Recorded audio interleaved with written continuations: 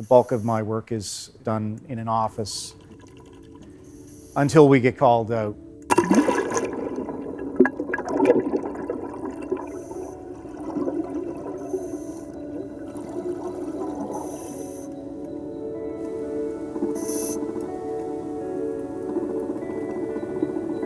Most of our work is not pretty fish in blue water.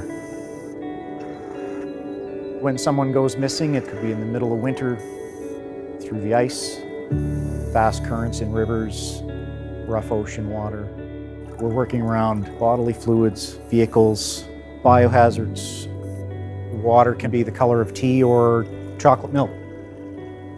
Not optimum conditions. My name is Mark Bishop, and I'm the coordinator for the RCMP underwater recovery team in Nova Scotia. It's a little bit different than your uniformed patrol officer. We have 8 part-time or ad hoc RCMP members who have full-time RCMP jobs elsewhere. When we do training or when we get calls for service, we all come together and go to the call. We'll usually roll up in our mobile dive locker, which is a great big truck that carries all of our tanks, carries our air compressor and all of the divers' dry suits, dry gloves, dry hood, and full face masks. Most of what we search for is missing persons. The other thing we look for is evidence related to crimes. And that could be anything, the sky's the limit. It could be as small as a bullet or a bone fragment to as large as a plane, car, boat. We do a lot of problem solving, both underwater and topside. Topside people are helping divers into their gear. They're helping the divers in and out of the water. The supervisor who is on the surface will be doing a pre-dive safety check on every diver before they even touch the water. We'll have topside crew that are runners for equipment. If we need more tanks, more air, somebody tears a glove or anything like that, topside is almost every bit as important as the diver in a lot of cases.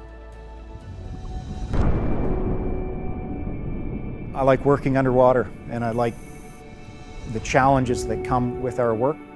It takes a special kind of person to dive in low or zero visibility when looking for an item. We've assisted on historical missing persons cases where we've had missing persons from 20 plus years ago. I like being able to help other, not only families in some closure for loved ones, but also in helping some of these other units solve their crimes. We're not a very big unit, although there's a lot of trust we have to have with our colleagues on the underwater recovery team.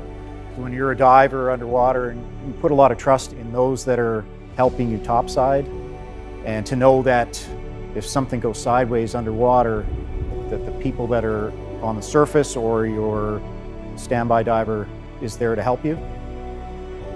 We never put a diver in the water unless we know it's safe for the diver and that we can handle any emergencies that come up.